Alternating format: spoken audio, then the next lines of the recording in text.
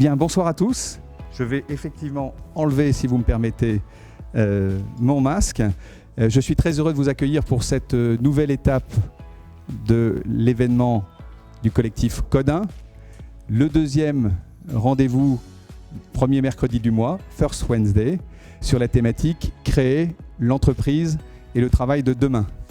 Donc dans les conditions Covid, nous sommes les speakers ici réunis au Liberty Living Lab. Et tous ceux qui nous écoutent, que nous saluons, vous êtes les bienvenus pour partager ce moment de réflexion et d'action. Ce moment de réflexion et d'action autour du collectif des solutions pour le monde d'aujourd'hui et de demain, et qui a pour objectif de mettre en commun tout ce qui peut permettre à notre pays de se redresser dans le cadre de ce programme de relance et de ce plan de relance. Sur ce collectif des solutions, qui est un projet de société qui se retrouve autour de 4 communautés et 5 missions. Nous sommes dans une idée de mettre en avant des solutions à travers des exemples concrets et des solutions qui permettent de connecter, de travailler, d'engager, d'impacter et également de mesurer les actions collectives menées par à la fois des associations de citoyens, on va en voir ce soir plusieurs, des médias, des entreprises et des acteurs publics autour d'un même projet de société, d'un même programme d'innovation et d'un même rêve commun.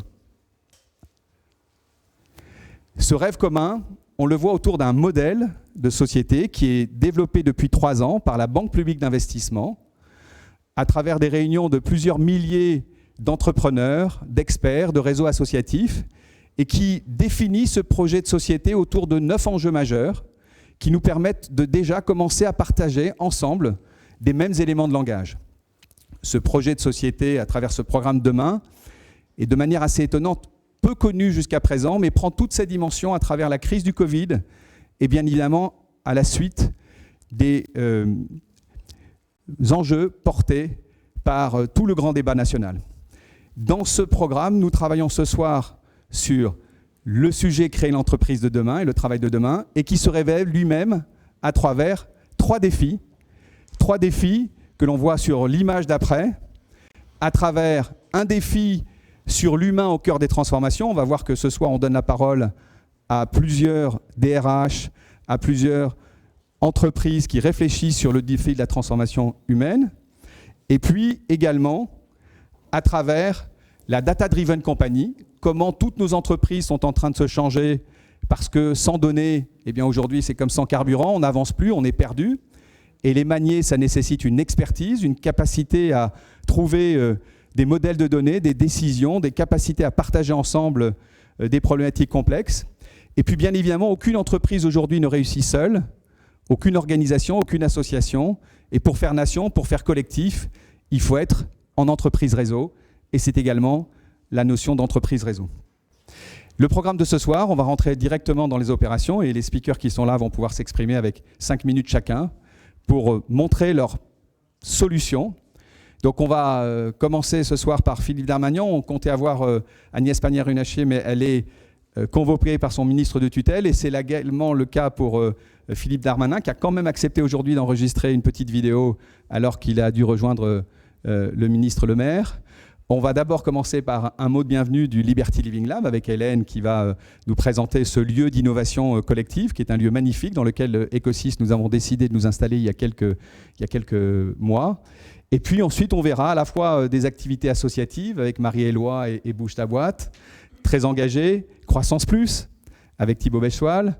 On verra le réseau Smart Building Alliance qui représente 500 entreprises avec Emmanuel François, son président. Croissance Plus en représente 350. On verra Olivier Vignol qui représente un acteur engagé de la transition des territoires.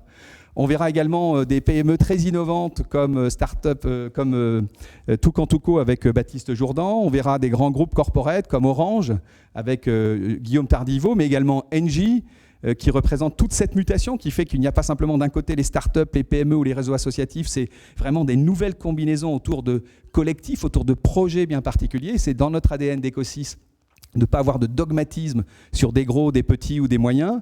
Et puis on trouvera aussi de magnifiques associations comme Inclusive Coding, puisqu'en fait on s'aperçoit que le codage pour les enfants est un élément très très important. Est-ce qu'on doit continuer l'éducation nationale telle qu'on l'avait en tête, ou est-ce qu'on doit se poser la question de comment intégrer un certain nombre de personnes? Je laisserai Céline Heller en parler. Le Lab RH, qui est un sujet magnifique aussi. Quelles sont les innovations qui doivent complètement transformer notre société à partir d'un comportement RH?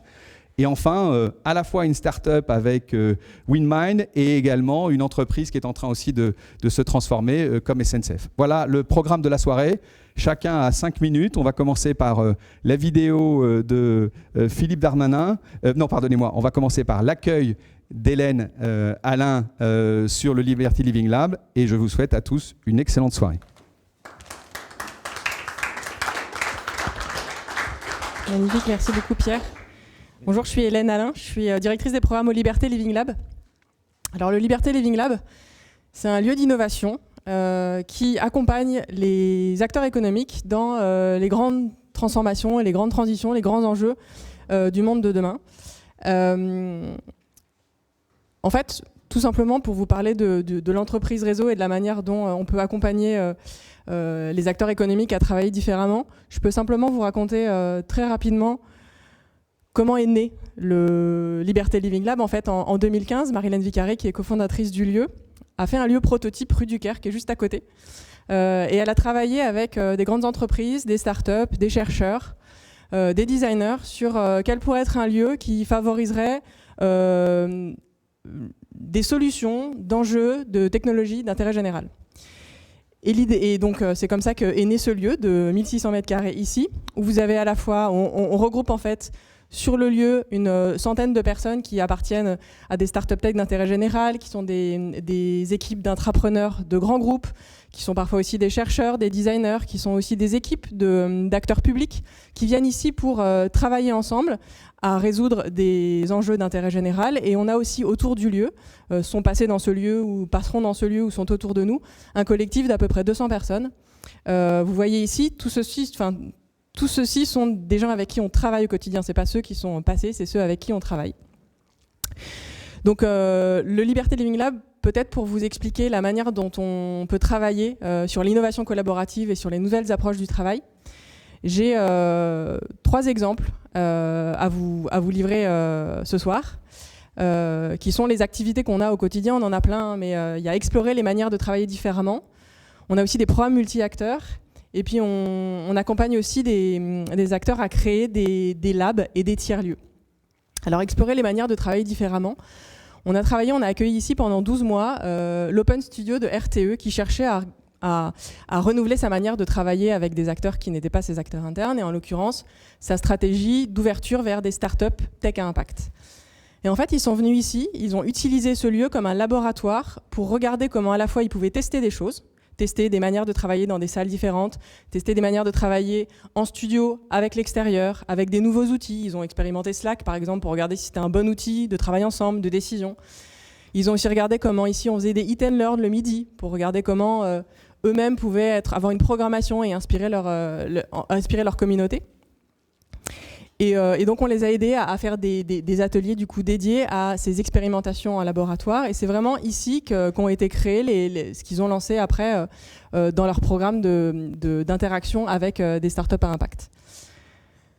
Explorer les manières de travailler différemment, c'est aussi accueillir ici des équipes d'intrapreneurs pour les sortir des grands groupes dans lesquels ils sont ou des administrations publiques dans lesquelles ils sont, pour expérimenter à la fois le fait de travailler dans des lieux qui ne sont pas leurs lieux habituels, pour expérimenter aussi une porosité avec des acteurs de l'écosystème. Et c'est en ça, je pense, que le Liberté Living Lab est intéressant, c'est qu'on a une porosité avec un nombre incroyable d'acteurs transdisciplinaires, pluridisciplinaires, pas uniquement des startups, mais aussi des chercheurs en économie, en anthropologie, des designers. Et donc pendant 6 mois, on a accueilli 13 startups. Elles n'étaient pas toutes de la tech à impact, mais le fait d'être dans un lieu de technologie à impact les a aidés aussi à donner d'autres dimensions à leur projet. Et puis on a aussi levé un peu les blocages et les freins que pouvaient avoir des collaborateurs dans des administrations, dans des ministères. Il y a quelques années a été lancé le programme Entrepreneurs d'intérêt général par le président de la République. Et l'idée, c'était de relever des défis de l'administration. Et relever des défis de l'administration, ça ne se fait pas comme ça. Il faut apprendre à travailler complètement en dehors des clous de son administration.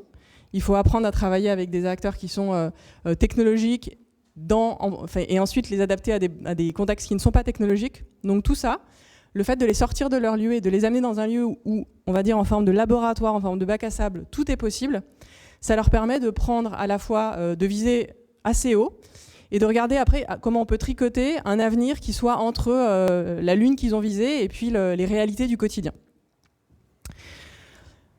Créer des écosystèmes féconds pour l'innovation multi-acteurs, c'est l'objet de nos grands programmes d'innovation, dont je m'occupe particulièrement au Liberté Living Lab. Les grands enjeux, on les a mis sous un grand chapeau cette année qui s'appelle le Shift Lab. Le Shift Lab dont on va lancer le programme de 3 ans les 14 et 15 octobre prochains. C'est un programme qui cherche à faire converger performance économique et impact sociétal et environnemental. Rien que ça, c'est se dire comment, à chaque fois qu'on pense des projets, on réfléchit derrière à, certes, une solution technologique à un enjeu d'intérêt général, mais on cherche derrière à réfléchir au modèle économique qui peut le rendre pérenne. Et on cherche aussi à identifier des solutions nouvelles de financement. Là, c'est pareil, si vous ne travaillez pas en écosystème, vous ne pouvez pas amener les acteurs financiers à se pencher sur la manière dont vous, jusqu'à présent, vous avez financé et quels sont les outils de solutions, les outils de financement innovants qui peuvent vous aider à les sortir. Et vous n'arrivez pas non plus à trouver des systèmes, des modèles économiques avec votre écosystème. Je terminerai sur cette dernière activité qu'on sait faire ici, qui est l'accompagnement de création de Living Lab et de tiers-lieux. Alors on l'a fait pour des grandes entreprises comme la Société Générale ou Unibail. Et on l'a fait récemment avec l'Institut national du cancer, où on a réfléchi avec 100 personnes parties prenantes de ce nouveau défi qu'il se lançait, de créer les premiers services d'un Living Lab du premier Living Lab dédié aux patients atteints de cancer. Et là c'est pareil. On leur a amené des méthodologies et des outils qui leur ont permis de co-construire les premiers services et de faire un premier prototype de ce que pourrait être ce Living Lab avec 100 parties prenantes qui ne sont absolument pas rompues à travailler de cette manière collaborative. Voilà, 5 minutes c'est court et je les ai déjà explosées, donc je vais m'arrêter là. Merci de votre attention et à disposition si vous voulez parler du lieu ou des activités que l'on mène dans ce lieu. Merci beaucoup. On va maintenant laisser la parole à Philippe Darmagnan, le président de l'UIMM, qui devait être parmi nous et qui a quand même accepté de nous faire une petite vidéo pour nous présenter sa vision de l'entreprise de demain. Bien, bonjour, vous allez aborder ce soir le travail de demain.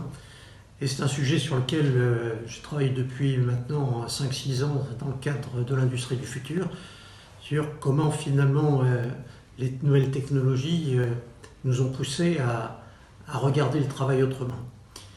Et donc, ce chantier sur l'industrie du futur, plus ce qu'on a vécu dans la période de confinement avec l'explosion du télétravail,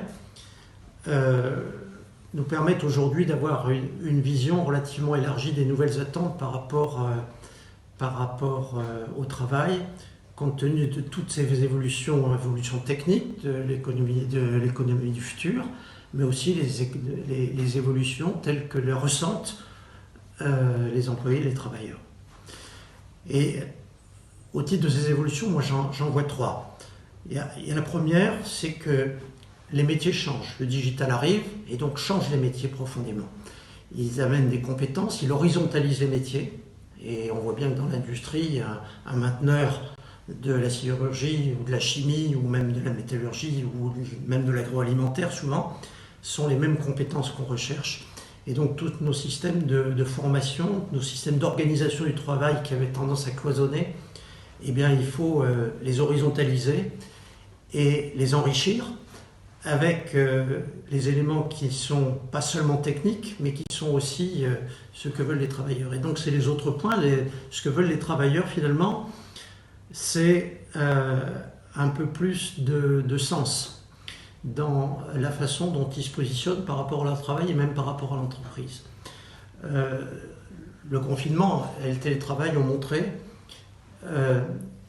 qu'à la fois au niveau de l'employeur mais au niveau du salarié, le thème de la responsabilité, le thème de prendre en charge son travail est un phénomène totalement clé. Et dans les expressions de satisfaction sur le télétravail, on voit quand même beaucoup le fait que beaucoup des salariés disent avoir repris la maîtrise d'une partie de leur métier et que beaucoup des employeurs estiment que du coup la confiance, leur société est plus devenue une société de confiance par rapport à ce que c'était avant et que la nature du contrôle, la nature de l'animation change complètement. Et donc tout ceci, on entrevoit des évolutions assez fortes de ce que pourrait être le travail de demain. Et puis enfin, le travail change aussi parce que les salariés ont une exigence beaucoup plus forte par rapport à l'entreprise. Il y a certes le digital qui est un élément de changement clé, mais il y a aussi l'économie verte, la décarbonation, la route vers la neutralité carbone vers 2050. Et clairement, vous savez, quand on est ArcelorMittal aujourd'hui et qu'on mène des procédures d'embauche, il faut arriver à expliquer que même la sidérurgie est une industrie qui arrivera à la neutralité carbone. Et c'est tout à fait fondamental si vous voulez effectivement accrocher des jeunes ou même les maintenir.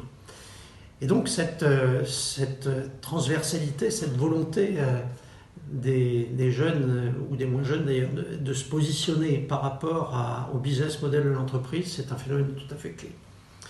Alors tout ça m'a conduit au niveau de l'UMM. L'UMM, vous savez, c'est la branche patronale qui s'occupe de la métallurgie, donc de l'aéronautique, de l'automobile, de la sidérurgie, etc.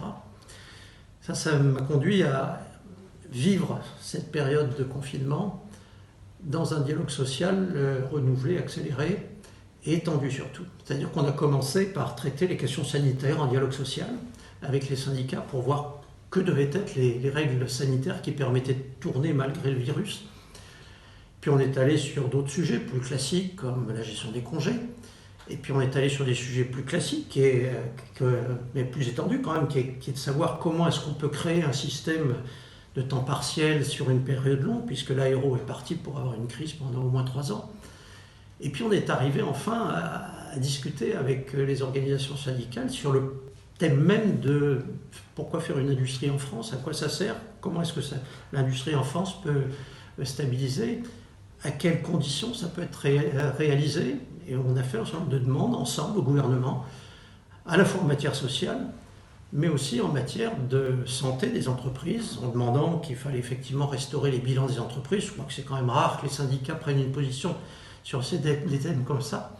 Mais tout ça montre que finalement, que ce soit au niveau global, mais bien sûr, je l'étends aussi et principalement au niveau de l'entreprise, un dialogue social sur le thème de l'entreprise, sur sa stratégie, sur son fonctionnement, est à mon avis aujourd'hui fondamental pour permettre aux salariés, jeunes et moins jeunes, de se sentir bien et de penser le travail autrement que ce que faisaient leurs parents ou grands-parents.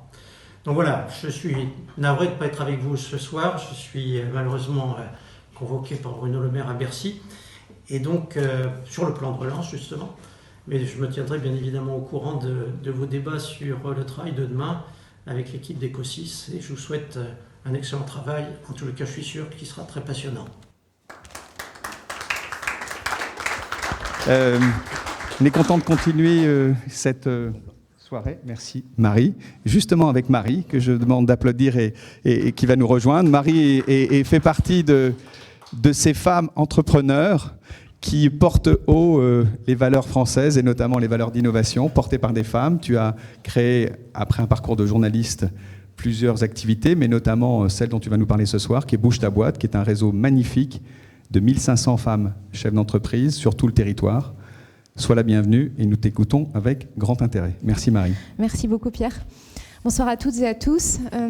Pour illustrer ce qu'on vit en ce moment, je trouve qu'il y a une citation qui fonctionne assez bien, que vous connaissez sûrement, c'est celle de Sénèque, qui dit « La vie, ce n'est pas d'attendre que l'orage passe, mais c'est d'apprendre à danser sous la pluie ».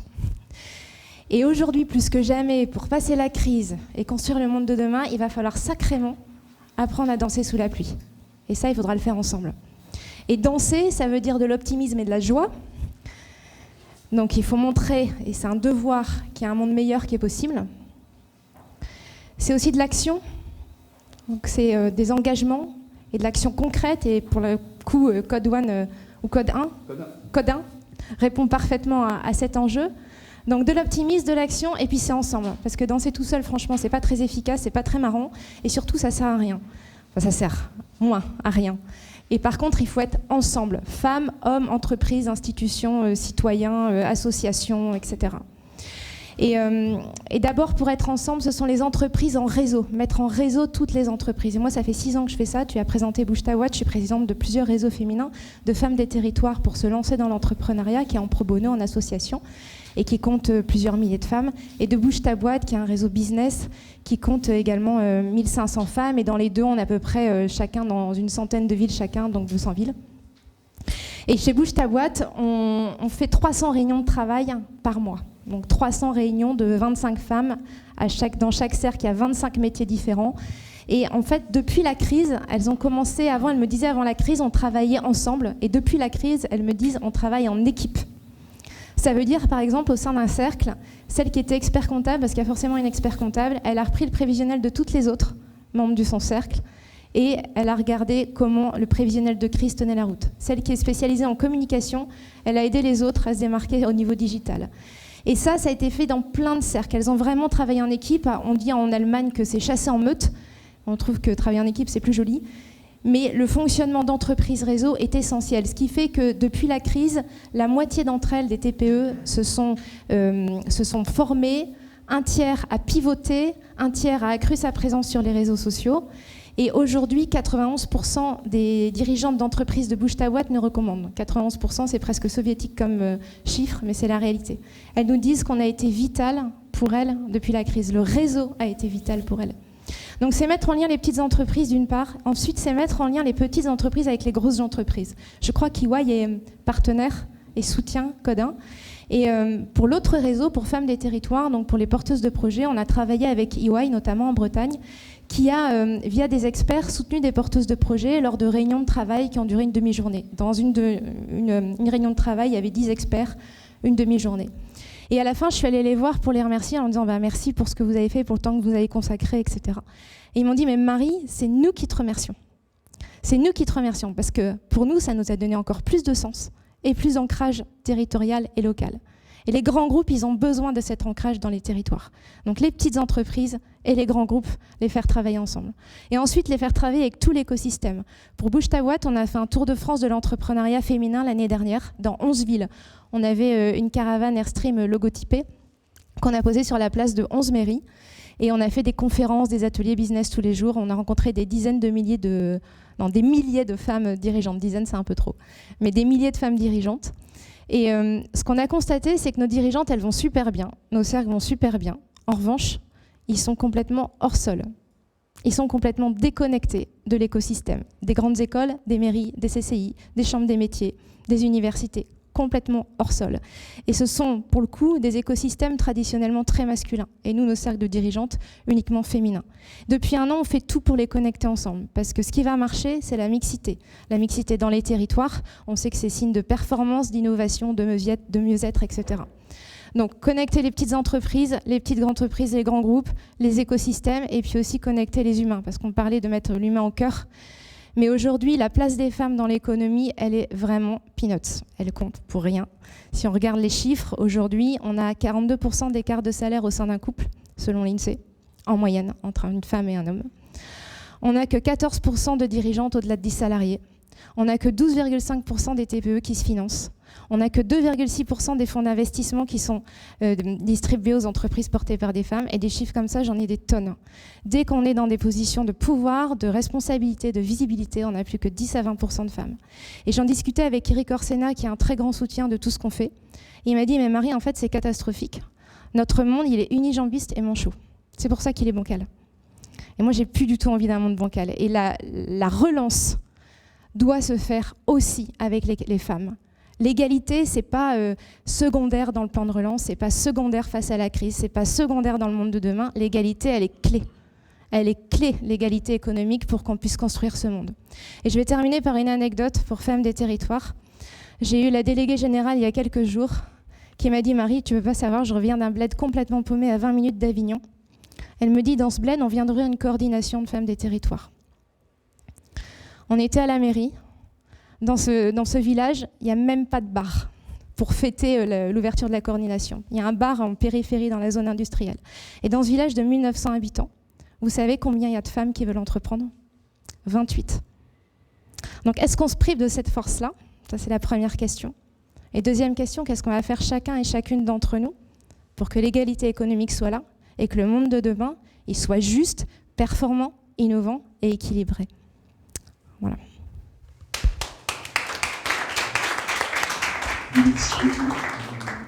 Thibault préside et dirige un magnifique réseau français qui s'appelle Croissance Plus, composé de 350 entreprises de croissance française. Thibault, dès le début, tu m'as dit, Pierre, je suis à fond avec toi dans Codin. C'est une grande joie parce que 350 entreprises, ça correspond à des milliers d'entrepreneurs, eux, et de toute nature. Et je suis heureux que tu puisses prendre la parole pour nous dire ta vision de réussir l'entreprise et le travail de demain. Et surtout, je suis très heureux de savoir que dans les prochaines semaines, dans les prochains mois, partout sur les territoires, on va pouvoir travailler en intelligence partagée avec ton réseau. Celui également que l'on vient d'évoquer avec Bouge ta boîte. Et on va en voir encore plusieurs ce soir, en plus des entreprises qu'on va découvrir. Merci Thibault. Merci Pierre. Il y a besoin du micro, c'est pour l'enregistrement Oui, ou pas? c'est pour le... Ouais, d'accord. Bonsoir à tous. Difficile de passer après Marie. Je suis très impliqué dans le projet de Marie. Voilà. J'en suis tout petit actionnaire et membre du conseil, mais c'est un plaisir tous les jours. Quelques mots sur Croissance Plus et pour aborder ce thème du travail de demain. En fait, chez Croissance Plus, qui est une association qui a été créée il y a 23 ans par Denis Père sur l'idée du partage des fruits de la croissance.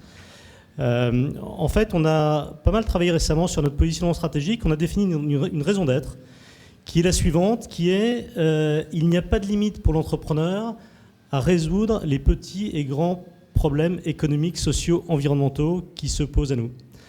Donc vous comprenez qu'avec cette raison d'être, il y avait une démarche assez naturelle pour rejoindre Pierre et Codin, puisque c'est exactement la même vision, c'est exactement la même chose. Alors quand on dit ça, on a l'impression que c'est une phrase un petit peu creuse, hein, comme toutes les phrases de positionnement. En fait, pas du tout. On l'applique tous les jours, on a des entrepreneurs qui sont très impliqués. Si je prends quelques exemples, Castali, hein, qui fait des machines à eau que certains connaissent, qui a une raison d'être absolument géniale. Donc ce sont des machines que vous branchez sur le réseau d'eau potable. Et sa raison d'être n'est pas du tout d'apporter en fait l'eau potable aux consommateurs, eau plate ou gazeuse, c'est de se débarrasser des gobelets en plastique sur la planète, hein, ce qui a une signification tout à fait majeure.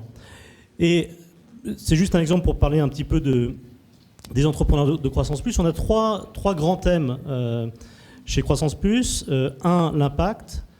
Deux, la croissance partagée. Et trois, d'être un éclaireur positif d'une société qui est devenue très anxiogène. On écrivait ça il y a 1 an, mais aujourd'hui, c'est encore plus le cas.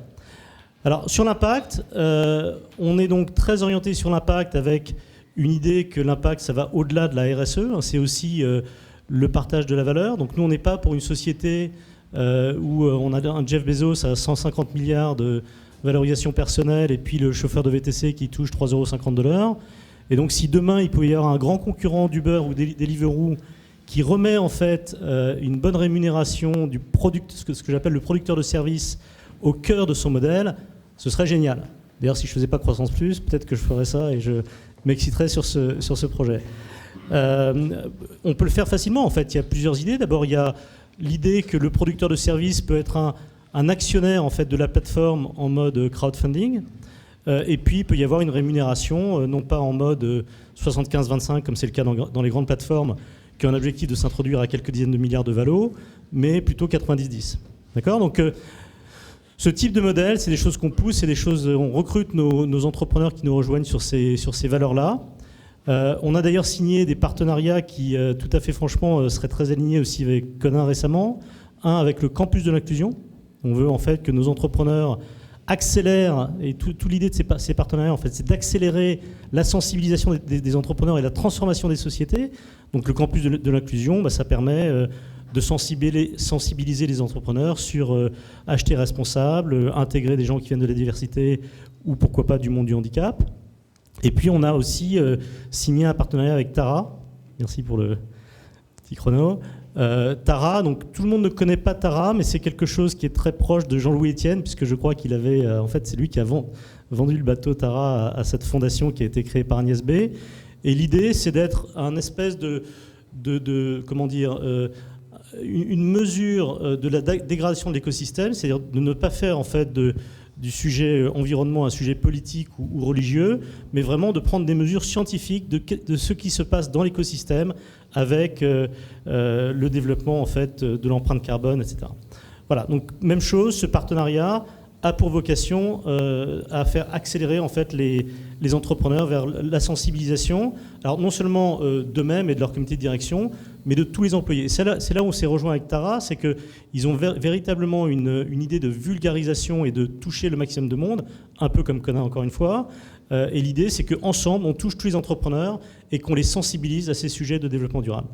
2 mots sur le partage de la valeur. En fait, on va très loin. On a écrit récemment un petit livre qu'on a appelé, que j'ai transmis à certaines personnes, l'entrepreneur bâtisseur d'un nouveau modèle capitaliste. Et là, on prône un partage de la valeur massif, c'est-à-dire qu'en fait, on pense que l'actionnariat salarié peut aller à 10%, 20%, pourquoi pas 30% du capital.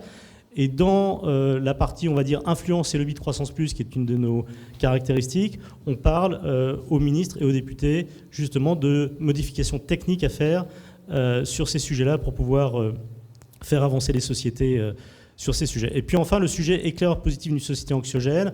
On parle beaucoup de destruction d'emplois par les nouvelles technologies. En fait, nous, on veut montrer qu'il y a plein d'espoir. On a dans nos membres, par exemple, une société qui s'appelle Diabloop et qui a un produit basé sur l'intelligence artificielle qui envoie 70 micro-injections d'insuline par jour plutôt que de taper à l'aveugle. Et ces gens-là, en fait, non seulement ils améliorent le confort de vie des diabétiques, mais parfois, quand il y a un diagnostic vital et un pronostic engagé, ils peuvent redonner un espoir de vie en fait à ces personnes. Voilà en quelques mots, 5 minutes 20. Merci à tous pour votre attention et ravi de faire partie de Conin. Merci Thibaut. Donc pour retrouver Thibaut, pour retrouver Croissance Plus, bien évidemment, vous pouvez aller sur la plateforme de Croissance Plus, mais vous pouvez aussi vous retrouver sur la plateforme de Conin où vous allez retrouver progressivement tous les réseaux, toutes les combinaisons de réseaux pour pouvoir être capable d'interagir et de connecter. Autre personne importante ce soir, tout le monde est important, mais notre ami Emmanuel François. Emmanuel a créé il y a 8 ans, sur une idée qui était de dire il faut absolument que tout ce qui est immobilier et construction converge et ait un impact sur la transition énergétique. L'alliance Smart Building Alliance, il est passé de 1, 2, aujourd'hui 500 entreprises ont rejoint Smart Building Alliance, donc c'est une grande joie pour nous de l'avoir ce soir, parce qu'on le sait tous, le territoire, le bâtiment, ça va être un enjeu de vie. On parlait des cafés, on parlait des villages de France, vous avez bien vu que le modèle demain c'est tous les territoires français, tous les villages. Et ça, on ne le fera pas à la mano avec nos petits dessins, on le fera parce qu'on aura une intelligence artificielle, on le verra tout à l'heure, une capacité à modéliser la complexité pour rendre simple cette complexité et faire que nos esprits s'augmentent parce qu'on sera aidé par toute une série de machines. Voilà, je suis très très heureux de t'accueillir, mon cher Emmanuel. Tu as 5 minutes comme les autres, mais okay. Le temps est à toi. Très bien, mais merci pour cette invitation. Tu l'as dit, on est en pleine mutation, on l'a écouté, et c'est cette vision que j'ai eue il y a 8 ans.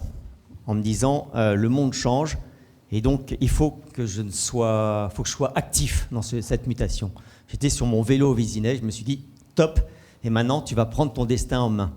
Et donc j'ai quitté mon entreprise, je me suis mis consultant pour accompagner ce changement avec cette vision qu'il fallait déjà combiner la transition numérique avec la transition énergétique. C'était il y a 8 ans.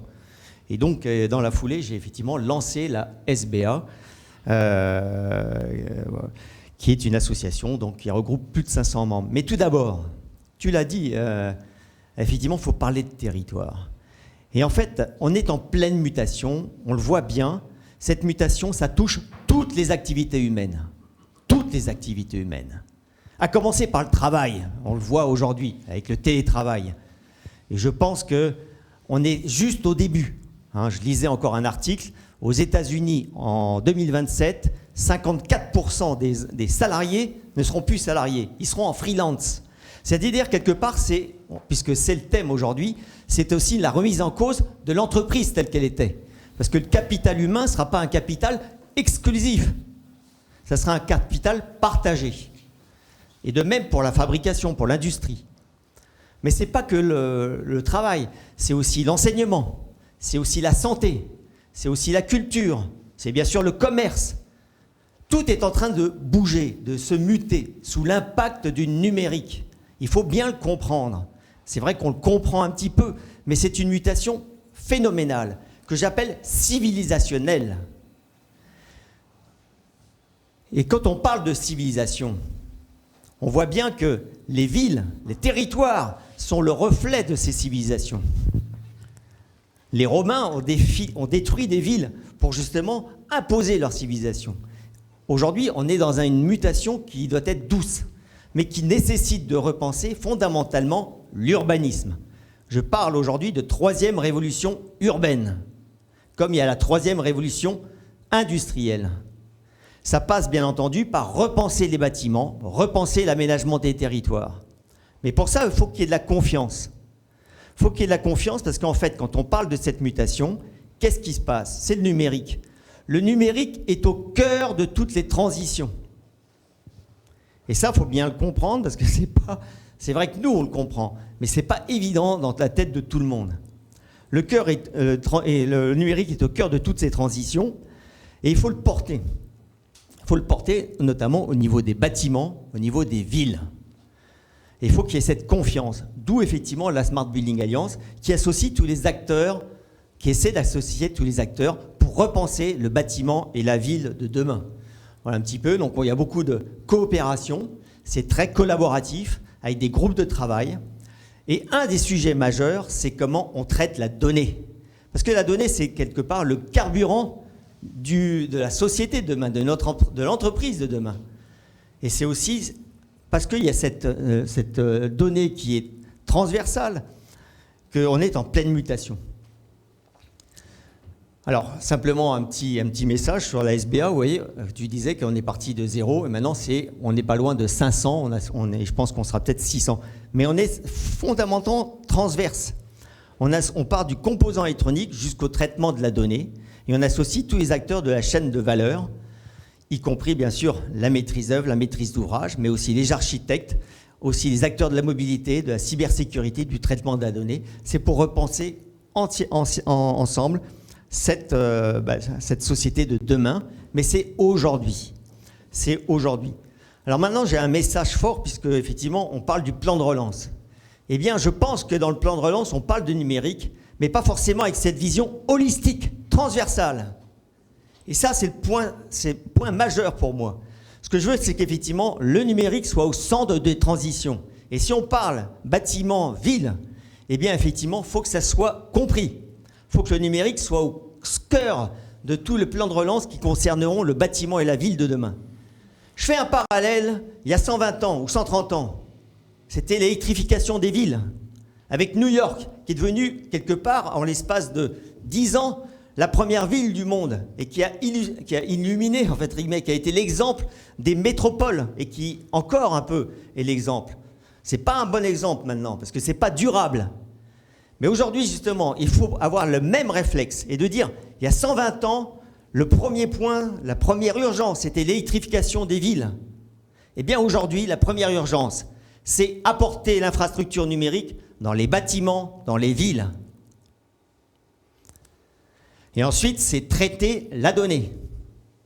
Avoir une gouvernance de la donnée. Parce qu'effectivement, c'est majeur. Aujourd'hui, on voit bien un défi. C'est un défi majeur dans les 3 à 5 ans qui viennent. Vous avez la Chine avec les BATX. C'est une gouvernance de la donnée que j'appelle jacobine, très centralisée.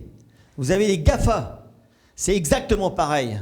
C'est une gouvernance très centralisée, jacobine. Et l'objectif ici, c'est de puiser la donnée pour des fins commerciales. Eh bien, je souhaite qu'en France, on soit leader sur une nouvelle vision de la captation de la donnée, de la gouvernance de la donnée, et je l'appelle une gouvernance girondine. Et quand on dit girondin, c'est-à-dire que c'est ensemble qu'on va repenser ces modèles, ensemble qu'on va effectivement créer cette confiance, et d'où la SBA. Merci. Merci beaucoup. Est-ce que tu peux juste montrer ton dernier slide? Voilà. ce qui est intéressant, c'est juste, j'en profite parce que Oui, quand alors, on parle de effectivement, parce données, que il quand faut je- parler de normatifs, de référentiels, parce que sinon on reste dans les concepts. Alors voilà, oui, effectivement. Donc le dernier slide, effectivement, parce que pour accompagner ce changement, et je vous ai parlé de confiance, ça fait 8 ans qu'on travaille sur un cadre de confiance numérique pour augmenter la valeur du bâtiment, comme la valeur des territoires, et penser le bâtiment comme plateforme de service. Donc on l'a appelé Ready to Service, bâtiment Ready to Service, avec service augmenté, bâtiment augmenté. On a commencé par l'énergie, puisque sans énergie, un bâtiment, c'est une étable. Eh bien, maintenant, on a R2S for Grid, c'est-à-dire comment le bâtiment s'intègre dans un smart grid, comment les données sont communiquées. Prochainement, c'est R2S for Mobilité, comment la mobilité vient converger avec le bâtiment. C'est fondamental, parce qu'en fait, on a eu le bâtiment d'un côté, la mobilité de l'autre. Ça fait 100 ans qu'ils se côtoient, mais qui n'ont jamais convergé. Et aujourd'hui, en 2020, il y a convergence, notamment avec l'énergie. Voilà, et avec la sûreté, la sécurité, l'aide à la Avec la personne, sûreté, etc. voilà, Je voulais juste que vous montriez dans la logique de solution, la logique de dire comment derrière tout ça, il y a de la donnée. Alors bien sûr, tout le monde, ça ne parle pas à la donnée, mais pour pouvoir prendre des décisions plus intelligentes tous ensemble, remettre en perspective des choix, soit politiques, soit opérationnels, soit techniques, on est obligé de travailler sur des référentiels partagés. Et vous allez voir que plus on va avancer dans la soirée, plus on va être fiers d'entendre tous ces Français et Françaises qui portent des référentiels. Merci infiniment, mon cher Emmanuel. Tu as bien fait de quitter la boîte dans laquelle tu étais pour monter tout ça, hein, je vais te le dire. Voilà, autre exemple très concret, parce qu'en fait, c'est la richesse de Codin. Hein, c'est un modèle comme un open source, c'est ouvert. Donc, on accueille des grands groupes, des PME, des associations, et puis on accueille des opérateurs. Je suis très, très heureux d'accueillir aussi mon ami Olivier Vignol, qui est le directeur général d'ICAD. ICAD joue sur le territoire français, aussi bien dans le logement tertiaire que dans les foncières, que dans tout ce qui est santé, un rôle majeur. Olivier, tu es le bienvenu, en complément de ce que vient de dire SBA, pour nous parler de ta vision, de l'entreprise et du travail de demain. Sous vos applaudissements, mesdames, messieurs. Il faut appuyer là. Moi, j'avais pas bien compris pourquoi... Non, ça marche, oui. Ouais. Pourquoi Pierre m'avait invité, mais parce que je suis ni réseau, ni entreprise dans la data, etc. Mais en fait, je vais pouvoir répondre à mon interlocuteur d'avant. Alors, vous connaissez probablement pas notre société. On a été créé après la Deuxième Guerre mondiale par la Caisse des dépôts. C'était la réponse de la Caisse des dépôts à la crise du logement de l'après Deuxième Guerre mondiale, la réponse à l'appel de l'abbé Pierre en 1954, on est l'année de notre création, pour construire alors des ensembles immobiliers qui ont plus ou moins bien vécu. Toutes les grandes cités en France, c'est généralement ICAD qui les a construites, mais on a beaucoup progressé depuis. Moi, ce qui m'avait intéressé, pour ça que j'avais accepté l'invitation piégeuse de Pierre, c'était l'entreprise de demain, le travail de demain, et évidemment par intérêt. Nous, on a deux convictions chez ICAD. Alors, comme disait Pierre, on fait des immeubles de bureaux, on fait des logements, on fait beaucoup d'immobilier de santé, on fait des hôtels et ce genre de choses. Pour parler de l'entreprise, plutôt parler des bureaux, on a deux convictions. La première, c'est qu'on dit souvent que les gens qui bâtissent, les gens qui construisent des bâtiments ou des lieux à leur image. Nous, on a aussi la conviction inverse, c'est que en fait, le lieu dans lequel vous vous installez, va finir par vous transformer, vous imprégner, vous apporter quelque chose de plus. Le lieu dans lequel on est ici, qui est un lieu atypique, original, probablement les gens viennent ici parce que le fait d'être dans ce type de bâtiment, ça leur apporte quelque chose. Ça, c'est la première conviction. Le lieu peut transformer les entreprises. La deuxième conviction, alors qui est vraiment renforcée avec le chrono qui tourne. Si on me le rappelle déjà au bout d'1 minute 30. La pression monte. Hein. Je vais tenir. Mais il me fait perdre le fil de mon exposé. Donc voilà, oui, la deuxième conviction, et qu'encore plus vrai avec la période qu'on traverse aujourd'hui, c'est qu'aujourd'hui les forces centrifuges sont très fortes dans l'entreprise, comme le disait Emmanuel. On prévoit plus de 50% des gens qui auront un jour un statut qui n'est pas le statut de salarié. Et aujourd'hui, les gens préfèrent rester chez eux pour tout un tas de raisons. Nous, on a la conviction que la force des entreprises, c'est quand les gens sont ensemble, sont réunis sur place, peuvent créer, peuvent imaginer, peuvent inventer en place. Et donc, on est évidemment par intérêt, mais c'est qu'une conviction de font que les immeubles de bureaux seront vraiment essentiels pour fédérer les équipes dans le futur, surtout dans des périodes aussi troublées que celles qu'on travaille. Alors nous, notre raison d'être, on parlait des nouveaux lieux de travail, ben voilà, ces lieux, qu'est-ce qu'ils doivent avoir comme caractéristiques? Alors, il y en a 6, hein. On a mis, c'est notre raison d'être qu'on a mis comme beaucoup d'entreprises dans nos statuts. C'est intéressant, un vote dans l'Assemblée Générale, 99,99%. On n'avait pas truqué le vote. Mais c'est des lieux innovants, des lieux de mixité, des lieux inclusifs, des lieux connectés, évidemment des lieux à l'empreinte carbone réduite. Et puis on a fait, alors on est très loin de ce que nous présentait Emmanuel, mais nous on a dit c'est des lieux où il fait bon vivre, bon travailler, bon habiter. C'est des choses très simples qui renvoient à l'humain. Et une fois qu'on a dit ça, décliner ça dans un immeuble de bureau, c'est pas si simple. Parce que qu'est-ce que ça veut dire un immeuble de bureau qui est innovant? Qu'est-ce que ça veut dire un immeuble de bureau qui est inclusif? Qu'est-ce que ça veut dire un immeuble de bureau qui est connecté? Ça, on voit à peu près. Alors nous, on a une réponse, hein. Il y en a plein d'autres. Ici, c'en est certainement une. Donc, je ne suis pas venu là pour faire de la pub, mais juste expliquer ce qu'on fait. Nous, on a créé une solution qu'on déploie chez nos locataires. Alors nous, on va chez eux, parce qu'on aime bien qu'ils restent dans nos immeubles, donc on leur implante ça dans nos immeubles. Ça s'appelle Imagine Office. Là, c'est l'exemple de quelque chose qu'on fait à Neuilly. Alors, c'est des espaces qui sont pensés surtout aujourd'hui pour la créativité. Le sujet aujourd'hui, c'est pas de savoir si vous êtes en open space, en flex office, en bureau individuel. Les gens viennent dans les immeubles de bureau aujourd'hui pour rencontrer d'autres personnes, pour se réunir, pour discuter, pour négocier, Donc c'est vraiment des lieux qui sont tournés essentiellement vers, je dirais, les équipes, le collectif, etc., qui sont évidemment extrêmement modulables compte tenu de la vitesse à laquelle les préoccupations des entreprises Et puis ce qui est des choses beaucoup plus terre à terre que ce que disait Emmanuel, voilà comment on fait pour partager un immeuble tout en gardant la grande confidentialité. C'est des choses très compliquées, mais qui sont les préoccupations de nos entreprises. Pour faire simple et pour respecter le timing, nous, c'est des lieux qu'on a voulu partager, inspirants et éco-responsables. Alors, on a mis, c'est des lieux où il y a beaucoup de nature, je dirais, dans l'immeuble. La biodiversité, qui est maintenant en état de label, etc., on essaye de la mettre. On a le sentiment que ça impacte le travail des gens. L'antipollution mentale, c'est on s'occupe de tout. On décharge les collaborateurs de ce qui n'est pas essentiel pour son travail. Parvenir sur l'environnement de travail vertueux, aménagement neutre en carbone. Pour ceux qui sont dans la construction, construire un immeuble neutre en carbone, c'est extrêmement compliqué. Exploiter neutre en carbone, ça l'est encore plus. Et on a la prétention, nous, chez ICAD, d'avoir un petit temps d'avance sur ces sujets. Vous n'êtes pas obligés de me croire. Là où on est le plus fier de ce qu'on apporte aux entreprises dans ces lieux et dans Imagine Office, c'est la communauté engagée. On fait exploiter ces lieux par des gens qui sont issus de l'environnement extrêmement pauvre. Alors en plus, comme notre patrimoine à nous, il est à Saint-Denis, à Aubervilliers, à Rungis, à Nanterre, on est dans des lieux où, je dirais, créer des lieux inclusifs, des lieux de mixité, ça peut vraiment dire quelque chose. Et on fait exploiter ces lieux par des gens qui sont en période d'insertion professionnelle, qui sont en période de formation, et le dialogue avec les salariés des entreprises locataires est vraiment extrêmement intéressant. Le plus bel exemple, c'est à Nanterre. Nanterre, c'est un lieu en France où vous avez, dans un environnement de 100 mètres, la plus grande richesse, les tours de la Défense, les tours de la Générale, les plus grands sièges sociaux. Nous, on a le siège social d'AXA France qui est là. Et puis, vous avez un taux de gens qui sont non seulement au RMI, mais qui n'ont même pas de quoi se nourrir tous les jours, également à peu près 10% de la population. Mais quand vous créez le lien dans des immeubles de bureaux entre cette population qui souffre pas mal et puis des grands groupes, la satisfaction de vos collaborateurs, je vous assure, elle est colossale. Ils viennent spontanément, on n'avait pas besoin de leur dire tu as 2 jours de télétravail et 3 jours en présentiel. Naturellement, les gens reviennent sur les immeubles de bureaux.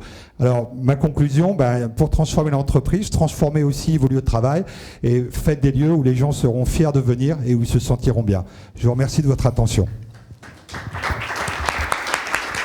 J'ai à peine dépassé. Merci Olivier, mais l'entreprise que tu représentes est suffisamment large pour que tu prennes une minute de plus et bravo pour ce que vous faites et ce que tu fais au quotidien. D'une grande entreprise très active sur tout le territoire français, très institutionnelle, qui remonte à quelques années. On va donner la parole maintenant à une jeune start-up française du nom de Toucan Touco avec notre ami Baptiste Jourdan, qui présente une de ces entreprises françaises de pointe, qui représente la nouvelle génération de ce qu'on appelle le dernier kilomètre de la donnée, le dashboarding, le storytelling, c'est-à-dire que derrière tous les systèmes d'information, toute la data, il faut rendre simple complexe, et c'est l'une des expertises de nos amis de Toucan2Co. Baptiste, tu as la minute, 5 minutes. Merci beaucoup Pierre. Bonjour à tous, bonsoir à tous. Je vais vous parler d'une chose qui est hyper importante, c'est dans le monde de demain, dans le monde d'aujourd'hui qui commence dès aujourd'hui, le monde de demain, c'est un monde inclusif. Quoi de mieux que d'inclure le propre salarié sur notre propre stratégie, que ce sont tous acteurs à notre propre chef de quelque chose de plus grand, pour la société, pour nous-mêmes. Demain, notre métier va changer, demain, les stratégies d'entreprise changent. On a besoin de communiquer l'information à tout le monde. C'est ce que l'on essaye de faire chez Toucan2Co, et pourtant, créer une culture de la data, le rêve de la data-driven company ou de la data-driven société ou économie, il est très compliqué. Et pourtant, ça c'est un lieu commun, de dire qui aujourd'hui travaille dans une entreprise dans laquelle il y a déjà une solution de business intelligence. C'est simple, c'est des solutions américaines sous le nom Power BI, ClickView, Tableau Software, MicroStrategy. Vous pourriez tous lever la main, vous êtes tous équipés de ces solutions, et pour autant, vous êtes en train d'utiliser Excel pour prendre des décisions. C'est pas très inclusif d'avoir un fichier Excel sur son propre ordinateur pour faire lui-même ses analyses et pour ensuite prendre notre décision. Ça, c'est le lieu commun de toutes les entreprises qui utilisent des solutions de business intelligence. Mais le monde a changé. Le monde, il a changé parce qu'avant, on visualisait pas la donnée, donc on a essayé de la collecter, et ça, c'était il y a 20 ans. Ensuite, on a essayé de rendre des outils dans les mains des utilisateurs pour que des utilisateurs qui soient spécialistes, les data scientists, les gens qui sont analystes, qui sont experts de la donnée, puissent creuser et essayer de sortir de l'information qu'on distribue ensuite aux non-spécialistes, les opérationnels. Si je prends les gares SNCF, c'est les directeurs de gare. Si je prends Renault-Nissan, c'est des concessionnaires. Si je prends ce que l'on fait pour des agriculteurs, c'est les conseils à l'agriculture et redonner une information à l'agriculteur qui ne sont pas des gens qui savent utiliser des solutions forcément très expertes. Et donc aujourd'hui, le projet de Toucan2Co, c'est d'aider à la communication et à l'alignement et à l'inclusion de tout le monde autour de projets. Et en fait, on ne fait que de transmettre des messages. En fait, aujourd'hui, le monde a changé. Les gens ne veulent plus utiliser des fichiers Excel, et je parle de commun des mortels, pas des spécialistes ni des data scientists qui veulent, eux, faire de l'intelligence, mais c'est surtout cette expectation que l'on a de pouvoir avoir un outil simple et facile à utiliser pour prendre des décisions. Le monde change. Si on veut être inclusif, j'ai un cas d'usage qui est exceptionnel. Je suis avec une grande entreprise du retail français qui ne va pas très bien en ce moment puisque les boutiques sont fermées. Et on me dit, on a un problème de culture de cash. Et donc, est-ce que tu peux nous aider ? Ok, on prend les fichiers Excel et on distribue une application, ce que l'on fait très bien à Toucan2Co, dans les mains de tous les utilisateurs. Du jour au lendemain, les gens voient ce qui coûte à l'entreprise. 3 jours plus tard, les expenses baissent. 4 jours plus tard, on parle de centaines de milliers d'euros économisés sur une population énorme en termes de milliers d'utilisateurs. Et donc, on a participé à essayer de faire de la relance sur cette propre entreprise en effectuant quoi ? Une baisse des coûts. C'est le monde de la data à l'échelle, et c'est ce que l'on essaie de faire chez Toucan2Co.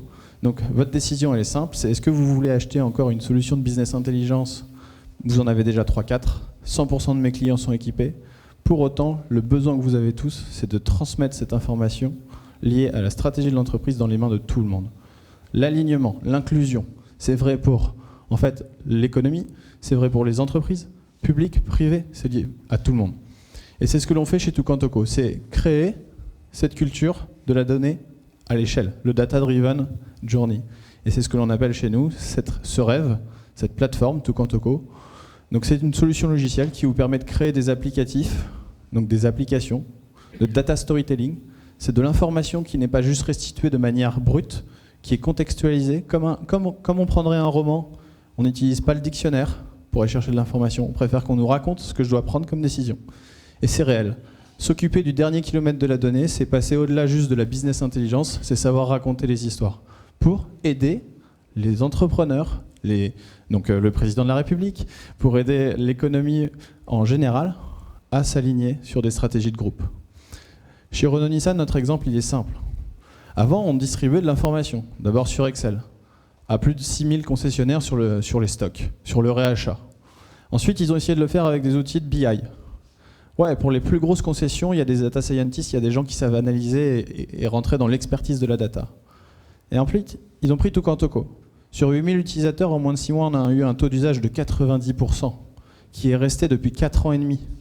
Et aujourd'hui, donc ces utilisateurs qui étaient des utilisateurs néophytes concessionnaires, qui savent utiliser aussi bien une application Uber tous les jours pour prendre un taxi en moins de 10 minutes sans formation, avec Tukantoku, ils ont eu la même promesse. Sans formation, 6000 personnes, ils ont réussi à comprendre qu'ils pouvaient racheter des pièces détachées au bon moment, etc. Et donc, le cas d'usage, c'est qu'on a fait baisser en fait, les stocks, et donc on a optimisé le pied de bilan. On a un autre sujet. Chez Sodexo, on travaille avec le Data Lab. Ce que l'on a fait pour eux, c'est simple. Ils ont créé de l'algorithmie, des modèles prédictifs de réassort des boutiques, mais pour transférer cette information au moment clé à la personne qui est en charge de la cantine, pas des boutiques, pardon, des cantines, il a fallu un outil aussi simple que Tukantoku. Avant, il le faisait avec un outil américain, Microsoft, qui n'avait un taux d'usage que de 10%. Donc si vous essayez d'équiper 300 cantines et qu'il y en a 30 seulement qui utilisent l'information parce que c'est des geeks de la data, vous avez perdu votre message. Quand vous savez distribuer les données à l'échelle, vous alignez tout le monde et vous incluez tout le monde dans votre stratégie de groupe. Et c'est ce que l'on fait aujourd'hui pour plus de 130 clients. On est une start-up qui existe depuis 6 ans, que j'ai co-créée avec 3 autres associés. On vient d'ouvrir des bureaux à l'international et on est en train de grandir. On est une centaine de personnes, on a des partenaires de choix et aussi on a une vraie mission qui est très importante à mes yeux, c'est d'aider l'Europe, la France, à avoir des solutions souveraines autour de la data qui permettent de changer les choses. Donc, je suis complètement aligné avec les interlocuteurs qui sont passés juste avant moi, et je suis là juste pour vous dire, il y a des technologies qui peuvent vous aider à passer à l'échelle et à vous aider encore à transformer et à montrer avec des chiffres ce que l'on fait. La pédagogie numéro 1. Merci beaucoup. Merci Baptiste. C'est donc la mission de Codin et c'est la mission qu'Ecosys s'est fixée en parlant justement des tailles critiques des différentes origines. Là, je suis très heureux de vous présenter également Guillaume Tardiveau. Alors, Guillaume Tardiveau, c'est un chercheur. Il en faut des chercheurs. Il y a des entrepreneurs, il faut des chercheurs. Des chercheurs très engagés. Et Guillaume est au cœur de l'Orange Lab Research. Ça nous paraissait intéressant dans le moment où on parle de technologie, de savoir quelle était un peu la position d'Orange sur ce sujet des infrastructures télécom. Merci Guillaume d'être là. Merci. Moi, j'ai trouvé ça très aspirational, comme disent les anglo-saxons, tout ce qui a été dit. Bon, avec moi, il va falloir revenir plus sur le plancher des vaches. Hein. On m'a proposé 3 sujets. Donc j'ai suggéré de faire 3 illustrations avec des trucs qu'on fait en recherche chez Orange. On est très investi sur la recherche. Hein. On a 140 doctorants en permanence. Et on pense qu'on est le premier écosystème dans le digital en France. Et on est le premier opérateur en termes de dépôt de brevets en Europe. Donc, le premier sujet, c'était donc 3 initiatives de recherche sur inventer le travail de demain. Donc notre mission à Orange, hein, c'est d'inventer une histoire du futur avec vous. Et donc on est très ouvert sur l'écosystème français. Alors pour commencer, ça paraît un petit peu curieux comme graphique, mais la question qu'on se posait, c'est dans une grande entreprise, finalement, qui travaille avec qui? Comment ça fonctionne tout ça? Quelles sont les interactions qu'il y a entre les gens? Et donc, on a commencé à regarder, alors tout ça est RGPD compliant, hein, vous ne pourrez jamais trouver de données personnelles là-dessus, mais regardez quels sont les grands flux de communication pour voir si, par exemple, on a à réaménager un bâtiment, pour faire le macro-zoning, pour voir qui communique le plus avec qui. Alors on prend à peu près 170 millions de traces de mails tous les mois, à peu près 50 millions de traces de Skype et puis d'autres traces sur notre réseau social. Et on peut construire ce genre de choses qui permettent à des aménageurs comme Colliers par exemple de faire le macro-zoning dans des bâtiments. Et c'est assez important parce que en effet, je suis convaincu par ce que vous avez dit sur le fait que le bâtiment a une influence sur les gens. Donc on regarde comme ça derrière, après ça c'est ce qu'on a fait il y a 3 ans et maintenant on est capable de décoder les processus à l'intérieur de l'entreprise, comment ça fonctionne, qui valide comment, etc. pour voir où est-ce qu'on induit des délais, où est-ce que des gens gagneraient à mieux se connaître les uns les autres. Bon, voilà. Donc ça c'était la partie data-driven de mon exposé. Je pense que ça se lit assez simplement. Hein. Donc l'autre chose, c'est on se dit ah oui, l'entreprise en réseau, c'est quelque chose qui est important parce que oui, il faut que les gens travaillent en réseau. Chez Orange, on est à peu près 150 000. Je peux vous assurer que les gens qui sont à 20 mètres dans le même couloir, vous savez pas ce qu'ils font. C'est comme ça. C'est une très grande entreprise. Tout le monde se dit ah oui, Orange, bon, on connaît, etc. Vous connaissez Orange? Est-ce que vous savez quel est le pays où on a le plus de clients chez Orange? c'est l'Égypte. Et ça fait réfléchir quant à ce qu'est devenue cette entreprise. Ouais, c'est là où on a le plus... Donc après, le truc c'est, ah ouais, c'est cool l'Égypte et tout. Oui, mais si celui dont vous avez besoin ou celle dont vous avez besoin des compétences, elle est en Égypte, comment vous allez le savoir ça ? Donc là, on a fait de l'IA analytique alors toujours sur les mails, pas sur le contenu des mails, parce que ça c'est interdit, mais sur les titres, ça c'est permis, les titres des mails.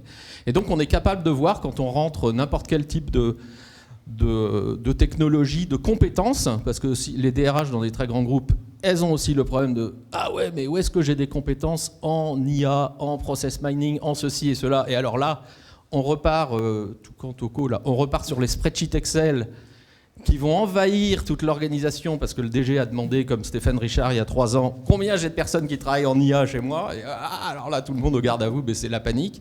Et on fait remplir des spreadsheets Excel partout. Là, on est capable de le faire et de savoir exactement où sont les gens, et puis le regarder dynamiquement, comment ça évolue avec le temps. On peut comparer les ressources et les compétences, les nuages de mots associés à des compétences au même nuage de mots générés sur les hashtags Twitter appropriés pour voir est-ce qu'il y a des signaux faibles, est-ce que les gens chez nous commencent à dériver par rapport aux compétences qu'il peut y avoir dans le reste de la communauté. Donc c'est le genre de choses, voilà. Ça c'est l'entreprise en réseau vue par l'entreprise numérique de Orange. Et puis, puisqu'on parlait de ce qui est humain, alors on ne fait pas que de la technique, par exemple on fait beaucoup de sociologie. Moi j'ai plusieurs chercheurs, enfin chercheuses en l'occurrence, qui travaillent sur la sociologie.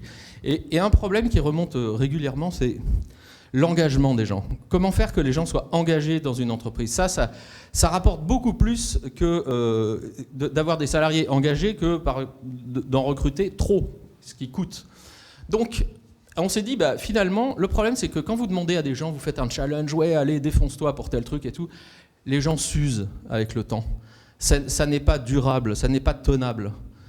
On ne peut pas demander, ouais, tiens, t'as qu'à organiser, voilà, la personne qui a organisé la soirée de ce soir, elle est payée pour ça. Elle ne va pas faire ça pendant 5 ans si ce n'est pas dans ses objectifs. Ça ne marchera pas, ça. Donc la question, c'est comment on peut remercier les gens. Donc la question, c'est comment on remercie l'engagement des gens. Et chez Orange, vous pouvez faire des challenges à un niveau RH ou à un niveau manager, etc. Et puis vous gagnez des points. Et ces points, vous n'allez pas pouvoir les transformer en un voyage à Dubaï pour aller faire les soldes. Ça, c'est pas du tout dans notre culture. Hein. Ça va pas du tout marcher. En revanche, vous pourriez les transformer en une rencontre, une expérience humaine dans l'entreprise. Donc, par exemple, aller visiter un navire câblier, aller avec d'autres salariés récolter le miel de toutes les ruches qui sont sur les bâtiments Orange. On a des centaines de ruches. Et voilà, quand vous pourrez aller faire la récolte du miel, ça c'est une expérience intéressante. Vous pourrez aller aussi travailler dans la serre connectée. Vous pourrez aller visiter le nouveau site d'Orange qui est en construction à Issy-les-Moulineaux, ou le centre le téléport de Bercenay où on a tous nos faisceaux satellites, ou un truc en noir que vous ne voyez pas, ce sont des chambres anéchoïques. Ça c'est vraiment des trucs qui intéressent les ingénieurs. C'est là où en fait on fait en sorte que quand vous rentrez dans une chambre anéchoïque où il n'y a plus de propagation d'ondes, quand vous fermez la porte, au bout d'à peu près 20 secondes, vous entendez battre votre cœur, parce que c'est le seul son qu'il y a. C'est assez particulier.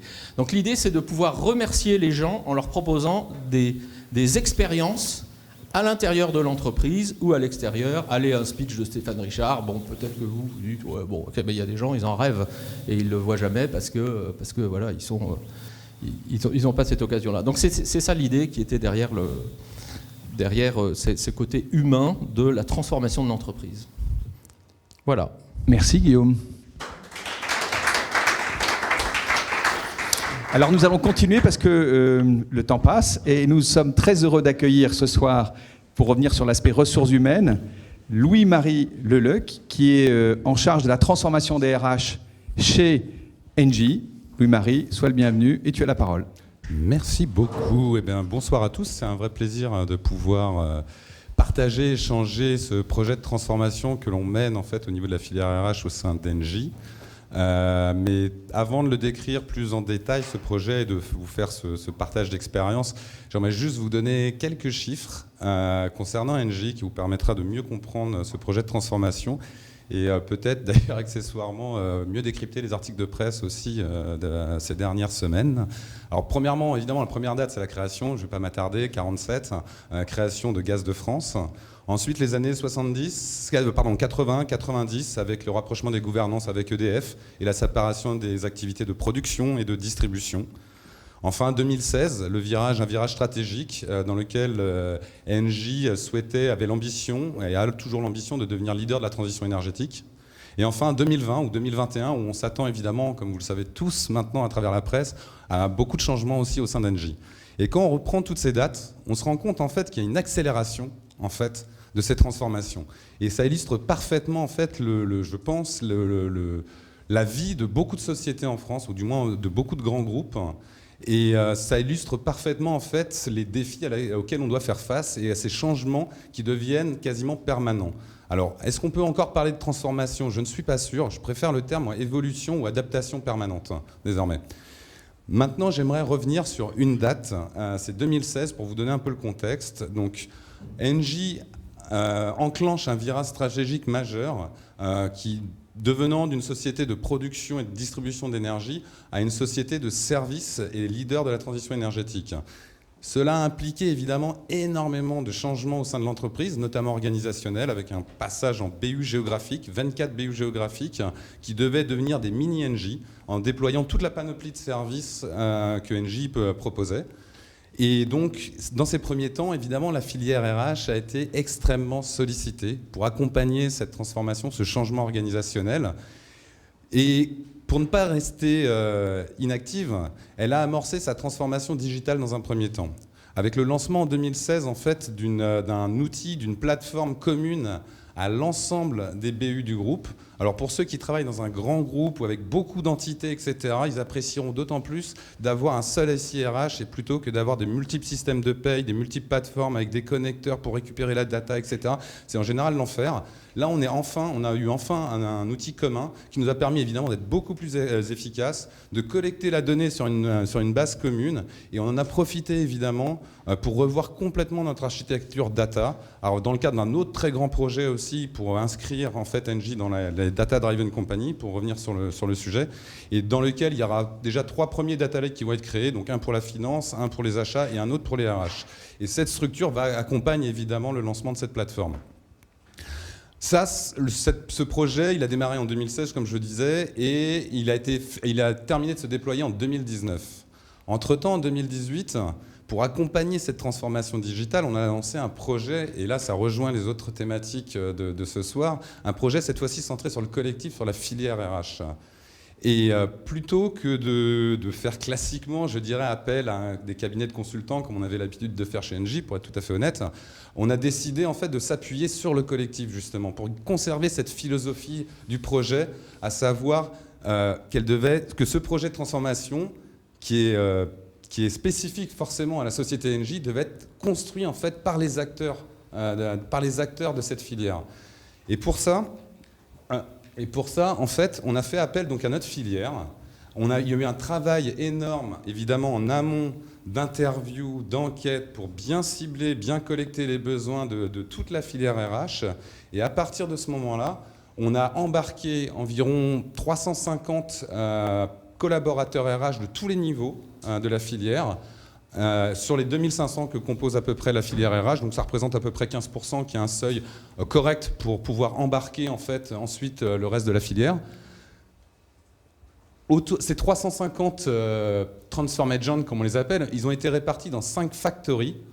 Ces factories, en fait, c'est à la fois des think tanks et des do tanks qui selon certaines thématiques qu'on a définies. Donc, il y en a une sur le HR of Tomorrow, donc il y a une partie digitalisation évidemment, mais plutôt dans les pratiques, les usages, et une partie sur les compétences de demain également, sachant que le projet de digitalisation avec la plateforme faisait route.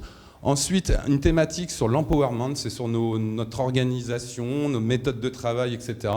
Une troisième thématique sur l'innovation, que je ne vais pas détailler. Une quatrième thématique sur le business. L'idée étant, dans cette factory, on a l'ambition en fait, de créer une fonction qui s'appellerait des business développeurs RH et qui porterait en fait, les métiers, en fait, qui transformerait les métiers, les services RH en facteur positif pour le business. Et j'entends par là, ça peut toucher les domaines RSE, mais ça peut également toucher le recrutement, la marque employeur, etc., etc. Et de transformer ces métiers-là, ce qui n'est pas courant, en véritable offre de service. Et enfin, le dernier qui est plutôt propre à Engie, qui s'appelle la dernière factory, qui s'appelle la factory structuration, car Engie est un modèle d'entreprise très décentralisé. Donc les 24 business units qui composent Engie ont un fonctionnement propre. Et donc, pour les fonctions support telles que la filière RH, il était absolument nécessaire de créer cette transversalité, de créer cette famille RH qui n'existait peu ou pas. Donc, pour ça, qu'est-ce qu'on a fait? Donc, on a rassemblé ces 350 personnes autour de ces 5 factories. Chaque factory est composée d'une core team de 10 personnes, dans laquelle il y a au moins 3 DRH de BU, ce qui est important, et ensuite des collaborateurs RH. Et autour de cette core team gravitent environ 50 transform agents par factory. Chaque factory, à travers différents transfo roadshows qu'on a réalisés, etc., ont designé, conçu, réalisé et parfois déployé, diffusé différents projets qu'on a pu lancer et qui sont au cœur en fait, de notre projet de transformation.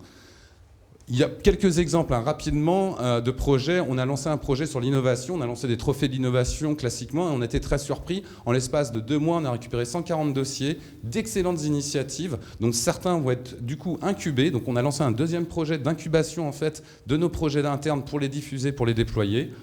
Un autre projet, Value for Customer, donc ça c'est la transformation en offre de service de certaines composantes de nos métiers RH. Unitchart TV pour mieux communiquer entre nous, etc., etc. Tous ces projets, pour vous donner un petit feedback, je vais vite.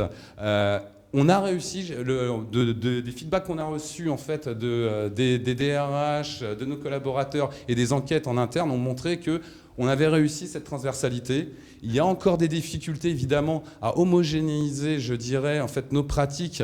Je vais vous donner un exemple. On a voulu lancer en fait, une couverture maladie universelle en fait, pour l'ensemble de nos collaborateurs à travers le monde. Évidemment, lancer une telle couverture peut se heurter à certaines réglementations locales et on doit trouver évidemment des solutions pour ça. Donc parfois, on se heurte à quelques difficultés également. Voilà. Je vais m'arrêter là parce que je sens que je déborde énormément. En tout cas, ce projet continue et par rapport à la crise du Covid, etc., nos objectifs ne changent pas, mais bien sûr, on va peut-être changer un peu notre organisation. Voilà. Merci Louis-Marie. Merci beaucoup. Pour nous rejoindre après ce passage par des grandes entreprises, avant de retrouver la SNCF et un certain nombre d'autres personnes, une association de citoyens par excellence. J'ai le plaisir d'accueillir Céline Henner, qui va vous parler comme fondatrice et présidente d'Inclusive Coding, et c'est une belle histoire. On te laisse la parole. Merci, on essaye en tout cas. Bonsoir à tous. L'heure passe, donc je vais essayer d'aller un peu vite. On a parlé, vous avez tous parlé beaucoup data, système d'information, analyse de données, performance. Et au milieu de tout ça, il y a des hommes, il y a des femmes qui organisent tout ça, qui travaillent tous les jours. Et le monde de demain, il se construit aujourd'hui. Alors, il se construit aujourd'hui dans les organisations existantes, évidemment, mais il se construit aujourd'hui à l'école. Il se construit à l'école avec les enfants, il se construit dans les familles. Et il y a un vrai sujet, en tout cas, on en est convaincu dans cette association, c'est la formation des enfants au numérique. Aujourd'hui, le numérique est enseigné au collège, est enseigné au lycée par des profs de techno qui, la plupart du temps, se sont formés tout seuls. C'est au programme. Mais en fait, la réalité, c'est que ce n'est pas enseigné dans l'école primaire ou très peu. Et pourquoi? Par manque de formation des enseignants. Pour différentes raisons, et l'objet n'est pas d'échanger là-dessus. Donc nous, ce qu'on a essayé de faire chez Inclusive Coding depuis maintenant 3 ans, c'est de pallier, entre guillemets, avec nos petits moyens, à cette petite association formée uniquement d'individus qui s'engagent en dehors de leurs heures de travail, de mettre en place des cours dans les écoles publiques en REP et en REP+, uniquement, donc dans les zones défavorisées, auprès des enfants du CP au CM2. Pourquoi le primaire? Parce qu'on est convaincu que les biais de genre ne sont pas encore existants en primaire. Les hormones, tout simplement, n'ont pas encore complètement démarré leur travail. Malgré l'éducation, etc., mais ce n'est pas le lieu non plus de débattre de tout ça. Pourquoi REP+? Autre sujet, le monde de demain, il se construit aujourd'hui. L'ascenseur social est un sujet dans nos pays. Je pense que tout le monde en est conscient. Les études le montrent bien largement. Et qui construit l'ascenseur social? C'est l'école. Enfin, en tout cas, nous, on en est convaincus aussi. Et l'école, c'est dès le plus jeune âge. D'où le fait de vouloir travailler auprès de ces élèves, donc les filles, les garçons, dans ces quartiers défavorisés, dès le plus jeune âge. Pourquoi ? 2 raisons principales. La première, c'est donner à ces élèves des clés de lecture de ce qu'est le numérique. Ils savent utiliser un portable, c'est pas un problème. Ils savent utiliser une tablette, ils savent aller sur les réseaux, ils savent utiliser de la vidéo, ils savent aider leurs parents quand il faut, mais par contre, ils savent pas comment ça marche derrière. Pour eux, c'est magique. Ils cliquent sur l'écran, ça marche. Quand ça marche pas, c'est qu'il y a un problème. Ils savent pas que derrière, il y a des hommes et des femmes qui codent tout ça, qui travaillent au quotidien et en fait qui construisent toutes ces applications. L'objectif, c'est qu'ils comprennent comment ça marche derrière. Et le deuxième objectif, en tout cas pour ceux qui le souhaitent, celles et ceux, c'est qu'ils se projettent dans ces métiers. Parce qu'on sait aussi que le numérique, c'est un vivier majeur pour les emplois de demain, mais l'école ne forme pas, en tout cas pas à cet âge-là, à ces métiers-là. Ils y forment plus tard, l'école y forme plus tard, quand les budgets sont construits, on se retrouve avec 12% de femmes dans les écoles d'ingénieurs françaises aujourd'hui. Bon, pourquoi pas, mais pour le numérique de demain et l'inclusion, ça risque de poser quand même quelques difficultés. Donc on a fondé cette association il y a 3 ans. On est un certain nombre de bénévoles qui évoluons pas dans le monde de la tech avec chacun nos convictions. On forme les élèves du CP au CM2 et on travaille beaucoup en déconnecté avec une association. En fait, on bosse en binôme. La notion d'écosystème s'y retrouve aussi. Moi, je suis pas du tout spécialiste en pédagogie. Je suis pas du tout spécialiste en pédagogie encore plus déconnectée. Par contre, je sais lever des fonds, je sais monter des écosystèmes et je sais convaincre des dirigeants. Donc du coup, chacun a fait son travail. Aujourd'hui, on a formé plus de 1000 élèves depuis 3 ans dans des écoles publiques. Donc le projet est gratuit pour les écoles. J'ai oublié de le préciser, c'est gratuit, c'est sur le temps scolaire. Donc tout le monde peut y participer, les filles et les garçons, c'est pas sur inscription. Et les enseignants sont dans la classe. Et pourquoi c'est important ? Parce que du coup, pour les enfants, c'est l'école. C'est-à-dire qu'ils apprennent. C'est pas les périscolaires, c'est pas le centre de loisirs, c'est pas une activité autre. C'est important, ils écoutent, ils apprennent et l'enseignant est là pour garantir aussi cela. On est tamponné par le rectorat de Paris, donc on a tous les agréments qui vont bien. On a arrêté évidemment pendant le confinement parce que c'était pas trop le sujet du moment et on n'y est pas retourné au mois de juin parce que c'était pas non plus le sujet du moment dans les écoles. En revanche, on y retourne là dès le mois d'octobre. Donc toutes les écoles avec qui on travaille poursuivent, continuent et développent. Généralement, on démarre avec une classe et l'année d'après, on a toute l'école qui débarque.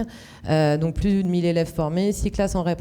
Pour le moment, on est principalement à Paris parce qu'on habite Paris et que, au bout d'un moment, il faut dormir la nuit quand même un peu. Donc on s'est limité au quartier REP+, en gros des zones nord de Paris. Et l'idée, c'est d'aller plus loin. Donc cette année, on a la vocation de passer à l'échelle, donc de se digitaliser notamment, c'est-à-dire que nos contenus les pédagogiques vont être disponibles sur une plateforme.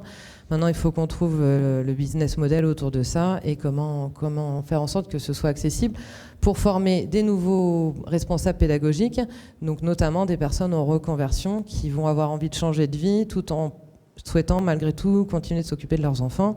Parce qu'à 4h30, l'école s'arrête, donc on peut s'occuper des enfants si on souhaite le poursuivre. Concrètement, donc moi je peux parler, c'est bien, mais en fait on va laisser la parole aux enfants. Alors par contre, je ne sais pas lancer la vidéo, donc je ne sais pas comment ça marche. Si quelqu'un peut m'aider. Ah, oui, super.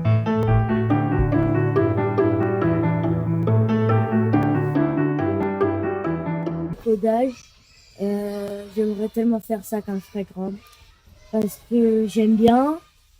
On peut apprendre aux enfants comment faire, comment programmer ou créer des jeux. Comme ça, je suis en avance sur les autres. C'est qu'on pouvait apprendre à contrôler un ordinateur. Par exemple, quand on sera grand, on aura beaucoup besoin d'un ordinateur dans nos métiers. J'ai bien aimé le codage. J'ai appris des choses que j'avais pas fait avant. Peut-être que quand je serai grande, plus tard, j'aurai envie de faire ce métier. Donc voilà, pour revenir sur la suite et en tout cas ce qu'on apporte aujourd'hui, donc quelques témoignages de directeurs d'école, d'enseignants, parce qu'évidemment ce projet il marche parce qu'on a à bord des bénévoles, des partenaires qui financent, des écoles, des directeurs d'école, des enseignants, des parents d'élèves, des politiques, des élus locaux et des services techniques. Tout ça mis bout à bout fait que on y arrive, mais on y arrive avec qualité, c'est-à-dire que c'est l'école. Et l'école, c'est important. Donc on n'y va pas avec la fleur au fusil, on y va avec sérieux et qualité, donc on s'engage vraiment. Et la bonne nouvelle, c'est que les enseignants sont extrêmement positifs sur ce qu'on a pu apporter, à la fois pour eux en tant qu'enseignants, au niveau de l'apprentissage, mais également pour leurs élèves. Et puis voilà, les petits mots des enfants, ils sont sympas parce que c'est quand même ça qui nous drive. Et voilà, on a des partenaires qui financent également, puisque comme je vous le disais, c'est gratuit. Donc on bosse avec des acteurs de la tech et des entreprises plus publiques, ainsi que des fondations privées, le tout étant géré par la SOS. Et non, il n'y a pas d'intervention d'entreprises privées dans l'école publique. Merci. Merci Céline. Et bientôt le réseau s'étendra. Voilà. Bon, bah écoute, en tout cas, merci de ce témoignage, c'est tout à fait intéressant et riche. Nouvelle étape sur les RH. On a la grande joie d'accueillir ce soir un des administrateurs du Lab RH, qui est une magnifique initiative qui est en train de se développer partout en France. Et dans notre sujet, eh bien, Artus, sois le bienvenu et tu as la parole pour nous expliquer la vision du Lab RH. Super, merci. Tout le monde est encore là. Je sais qu'il y en a aussi qui sont connectés en ligne, donc bonjour à toutes et tous, bonsoir même. Je sais que c'est pas facile de rester concentré longtemps, donc je vais essayer de donner un peu d'énergie aussi pendant 5 minutes. Donc j'ai une double casquette ce soir. Le Lab RH a fêté ses 5 ans cette semaine. C'est une association qui a été fondée donc, pour un peu favoriser la dynamique de l'emploi en France et surtout pour connecter les startups et les grands groupes qui s'intéressent à l'innovation en termes de gestion RH. Aujourd'hui, il y a 300 startups et grands comptes qui sont membres de cette association et qui essaient de se connecter. Ça fait à peu près 1 million de chiffre d'affaires par an. Et donc, je suis en tant que humble membre, moi-même, entrepreneur indépendant, aussi au conseil d'administration pour aider l'équipe permanente. On a 10 salariés à avancer au quotidien. Et aujourd'hui, je m'exprime au nom de moi-même, mais aussi du Lab RH. Et voilà, donc je voudrais vous parler, il y a un thème qui est donc l'entreprise de demain. Moi, je dis, comment est-ce qu'on fait dès aujourd'hui, là, tout de suite, maintenant, là, dès demain, qu'est-ce que je peux faire demain, jeudi, hein, c'est ça, on est jeudi demain, avec mon équipe ou mon entreprise, pour incarner l'entreprise de demain. Et je voudrais vous parler d'un thème qui me tient à cœur et qui est lié à mon expertise intelligence collective et aussi un peu de neurosciences. Alors aujourd'hui, avec le Covid, on a vu qu'un peu notre cadre de travail a un peu explosé en 1000 morceaux. On avait des automatismes, je vais au bureau où j'ai mon équipe. Maintenant, on est un peu de chez soi et un peu déconnecté de son équipe et à la fois très connecté avec l'écran. Mais bon, tout ça est parti un peu en chamboulement. Et alors on peut se dire, mais qu'est-ce qui fait qu'une équipe fonctionne bien justement ? Et alors moi je me suis intéressé à une étude de Google que vous connaissez peut-être qui s'appelle le projet Aristote, qui date un peu déjà en 2012, mais ils se sont dit eux-mêmes la question, qu'est-ce qui fait qu'une équipe justement fonctionne bien ou une entreprise fonctionne bien aujourd'hui ? Et alors a priori c'était de dire, ce qui fait qu'une équipe ou une entreprise fonctionne bien, c'est les talents qui la composent, c'est les personnes qui la composent ou le manager. On pourrait dire c'est facile. Et en fait, ils ont trouvé quelque chose d'assez différent qui était de dire les équipes qui cartonnent, et c'est là qu'on s'intéresse justement au monde d'aujourd'hui ou de demain, c'est celles qui ont le plus grand niveau de sécurité affective. Donc je répète, les meilleures équipes ne sont pas celles qui ont les meilleurs talents, mais celles qui ont la meilleure sécurité, le meilleur niveau de sécurité affective. Alors pourquoi ? Moi je me suis dit pourquoi ? Après on va voir comment, mais pourquoi ? Si on regarde il y a quelques millions d'années au début de l'humanité, on vivait en tribu. Si je disais quelque chose qui mettait un peu à mal, on va dire ce qui se dit d'habitude dans la tribu, a priori je me faisais éjecter, et quand je me faisais éjecter, c'était un lion qui me dévorait au coin de la rue. Aujourd'hui, éventuellement, on se fait écraser par une voiture, mais bon, c'est un peu moins dangereux. On a gardé dans notre ADN cette peur profonde. Si je casse un bout de lien social avec mon équipe, c'est-à-dire je dis quelque chose qui est en désaccord ou je dis quelque chose qui sort un peu du cadre, c'est un peu la peur de la mort qui vient. Sauf que c'est inconscient. Je n'ai pas conscience, moi-même ici qui vous parle, même si je parle du sujet, n'ai pas conscience de cette peur, d'accord ? Et donc c'est pour ça qu'on a cette peur de casser le lien. Et donc il faut qu'on proactivement, en tant que gestionnaire de mon équipe ou de mon entreprise, je crée le cadre de la sécurité affective pour permettre à l'équipe de travailler ensemble, d'être efficace, sans avoir besoin d'être dirigé en permanence. Et vous commencez à comprendre le lien avec la problématique du télétravail et de la déconnexion. Donc ça, c'est un élément qui est essentiel.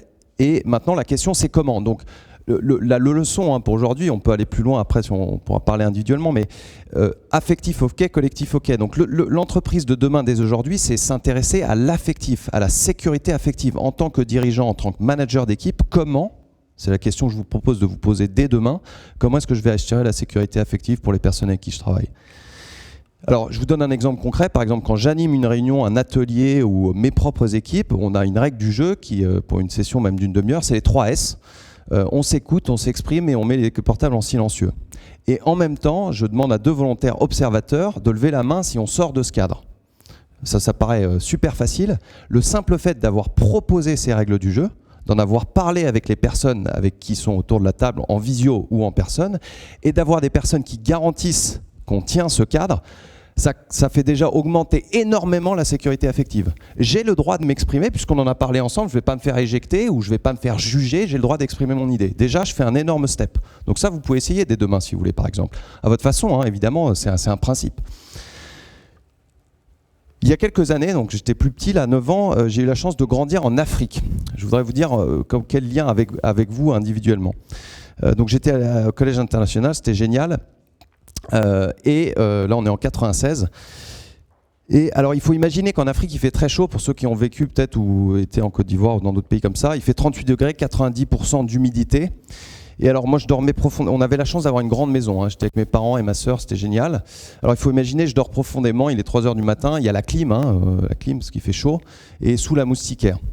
Et tout d'un coup, je me réveille, un peu en sursaut, et puis instinctivement, je vais vers la chambre des parents, j'ouvre la porte et je trouve ma mère en pleine crise d'épilepsie. Alors pour ceux qui connaissent l'épilepsie, c'est crise électrique dans le cerveau, c'est assez impressionnant, l'impression que la personne est en train de mourir devant soi, elle a des spasmes très violents.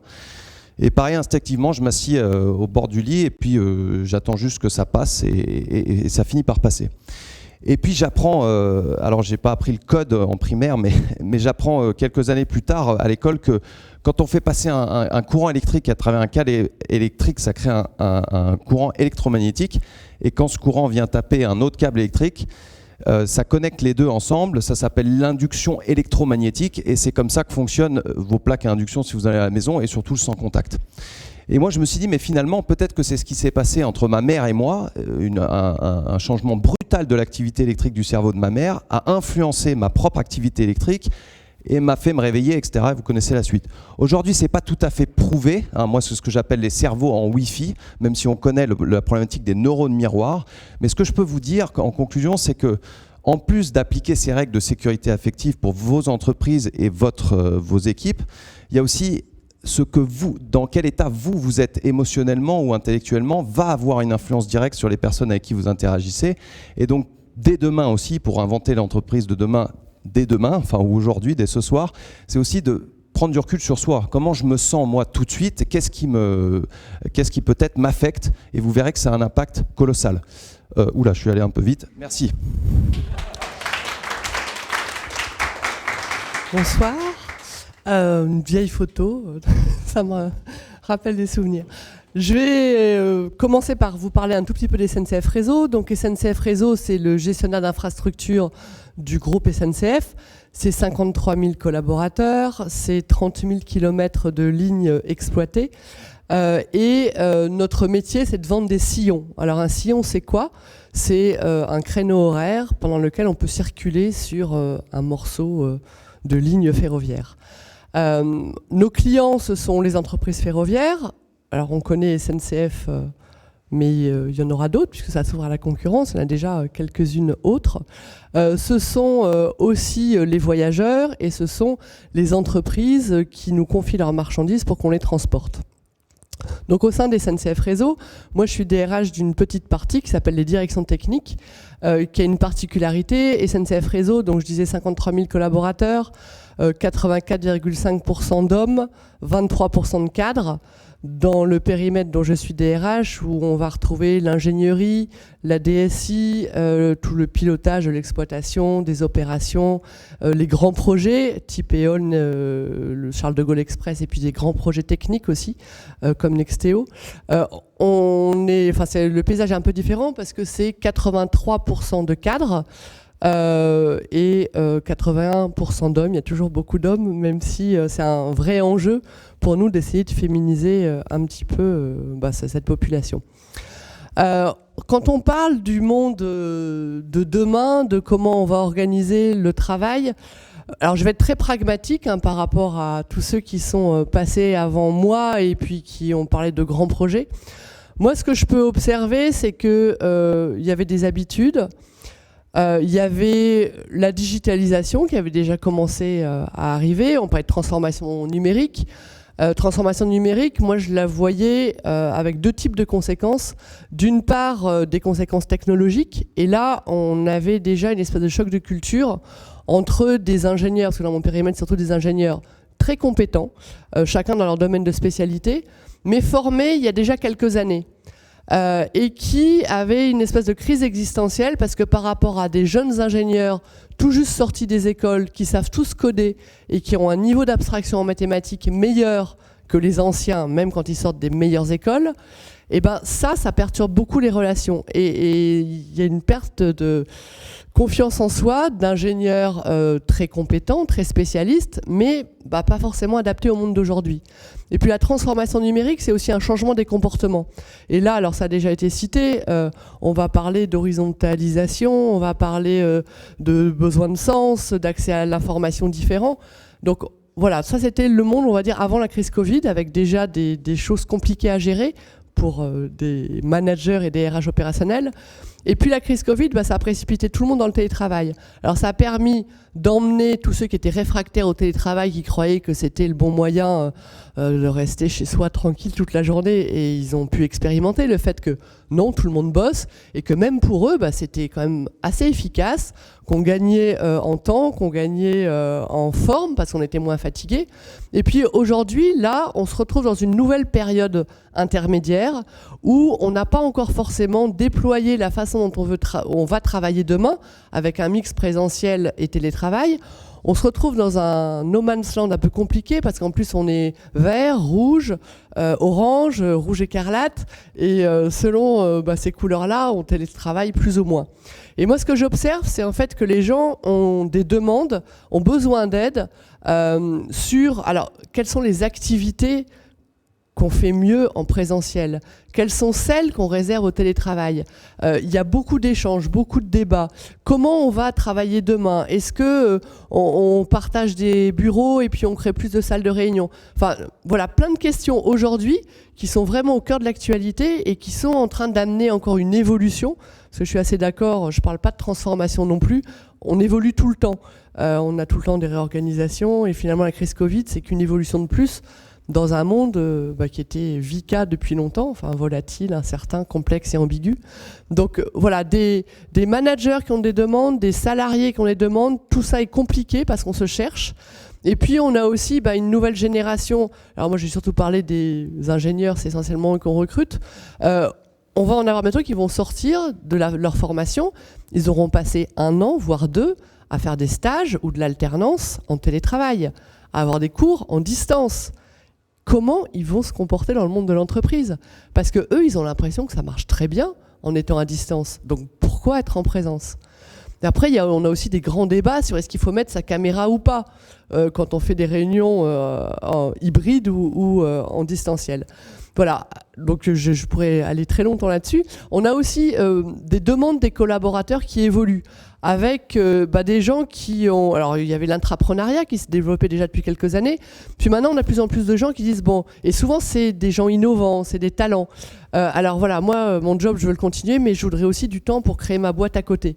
Donc, il faut qu'on soit agile, qu'on arrive à proposer une forme de contrat de travail qui évolue. Et je vais en arriver au dernier point, parce que je vois que j'ai explosé le temps. Je pense que dans le monde de demain, ce qu'il faut aussi réinterroger, c'est le dialogue social. Le dialogue social aujourd'hui, donc c'est surtout avec les organisations syndicales. Or, avec cette transformation numérique, le besoin de dialoguer avec ce que j'appellerais le corps social, il est encore plus important. Moi, j'essaye vraiment de m'attacher à passer plus de temps avec le corps social, entre guillemets, qu'avec les partenaires sociaux, même si bien évidemment il faut continuer. J'espère aussi que dans le monde de demain, ce qui représente les accords d'entreprise, donc tout ce qui est négocié entre les organisations syndicales et l'employeur, on va réussir à inventer quelque chose qui va plus vite. Parce que ce qu'on voit aujourd'hui, c'est que des accords d'entreprise qu'on a négociés il y a 2 ou 3 ans, eh ben, ils sont obsolètes par rapport au monde d'aujourd'hui. Et quand on ne peut pas innover suffisamment dans nos pratiques parce qu'on est cadré par un accord, ça pose des problèmes. Donc dans le monde de demain, j'espère que ça aussi, on va savoir inventer de nouvelles choses pour aller plus vite. Voilà, merci de votre écoute. Merci Anne pour cette présentation des ressources humaines de SNCF Réseau. J'appelle maintenant Inde Ilidrizi, CEO de WeMind, à nous présenter sa vision du monde et du travail de demain. Donc, merci déjà pour votre invitation. Alors, je vais me présenter, je ne sais pas si j'ai... Voilà. Juste pour me présenter, donc, moi, j'ai 3 activités aujourd'hui. La première, donc, je suis cofondatrice d'une startup qui s'appelle WeMind, qui est en fait la plus ancienne dans mes 3 activités actuelles, et qui a comme mission, puisqu'on est une entreprise à mission, de créer un monde meilleur pour les indépendants de manière générale. Les indépendants sont de plus en plus nombreux, ça a été dit à plusieurs reprises, y compris d'ailleurs dans les grands groupes. Moi, j'ai beaucoup d'adhérents chez WeMind qui travaillent dans les entreprises dans lesquelles vous travaillez et que vous représentez ce soir. Et donc nous, ce qu'on apporte, c'est qu'on offre les avantages des grands groupes. Donc un adhérent chez WeMind va avoir une mutuelle d'entreprise, un comité d'entreprise, une garantie logement. Et donc tout ça va lui permettre finalement d'apprécier, d'avoir les mêmes avantages que les salariés, mais en gardant son statut d'indépendant au niveau juridique. Donc après avoir créé WeMind, ce qui s'est passé, c'est que je me suis rendu compte que avec ma petite entreprise, ça n'allait pas suffire pour changer la situation des indépendants, parce que notamment quand il y a une crise économique, comme on a actuellement avec le Covid, en fait on a beaucoup d'indépendants qui perdent leur mission, qui perdent leur travail, qui peuvent plus exercer. Certains sont en fermeture administrative quand c'est des bars par exemple en ce moment. Et donc qu'est-ce qui se passe dans cette situation-là? C'est que vous avez vos revenus qui s'assèchent d'un seul coup. Donc vous n'avez plus de revenus. Et en fait, on a un problème aujourd'hui de couverture sociale des indépendants qu'un assureur privé tel que WeMind ne peut pas couvrir. C'est-à-dire que là où je peux faire même du logement, comité d'entreprise, etc., c'est de l'exécution technique que je fais. C'est en tant que start-up, je construis un service. Maintenant, qu'est-ce qu'on fait quand il y a une crise économique et que j'ai 2 millions d'indépendants aujourd'hui sur 3 millions qui sont en situation de très très grande souffrance économique et sociale? Eh ben, c'est quelque chose que j'ai réfléchi au cours des 3 dernières années. Et en février 2020, pour vous dire à quel point je suis visionnaire, en février 2020, j'ai donc créé un syndicat qui s'appelle Indépendant.co et qui a pour mission de défendre les droits des indépendants. Et donc aujourd'hui, nous sommes une des organisations, même si on n'est pas techniquement représentatif, on est une des organisations qui sont en discussion avec le gouvernement sur les aides à apporter aux indépendants en période de crise, et c'est assez compliqué. Et 3e mission, je travaille également au Conseil national du numérique. Alors c'est une activité bénévole. Conseil national du numérique est un think tank d'État qui conseille le gouvernement sur les politiques publiques liées au numérique. Et donc c'est une autre de mes activités. Et du coup, je voulais, comme on a un temps qui est assez court, je voulais partager avec vous simplement quelques réflexions sur l'entreprise de demain. Les photos que vous voyez sont des photos de quand on réunit tous nos indépendants pour faire des soirées. Donc c'est ça, c'est pas des photos que j'ai prises sur Photostock ou je ne sais quoi. Donc pour moi, l'entreprise de demain, ma façon de penser ça, et c'est vraiment le sujet le plus compliqué en réalité, pour moi, l'entreprise...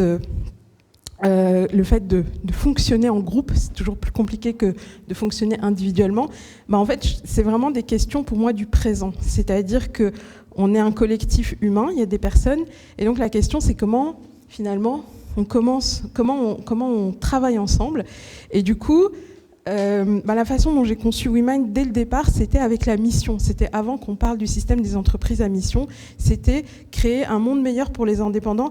Et pour une raison toute bête, c'est que moi, j'ai été salariée pendant un peu plus de 10 ans. Et quand je suis devenue indépendante, je me suis dit, hop, je vais recréer ce qui me semble bien pour moi en tant qu'indépendante.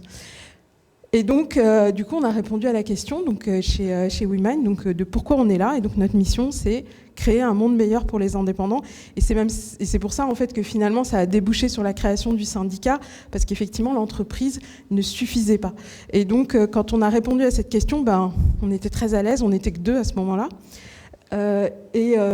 Une fois qu'on était... Mais à 2, on ne peut pas réaliser une mission. Donc, pour réaliser cette fameuse mission, il faut s'entourer de plein de gens.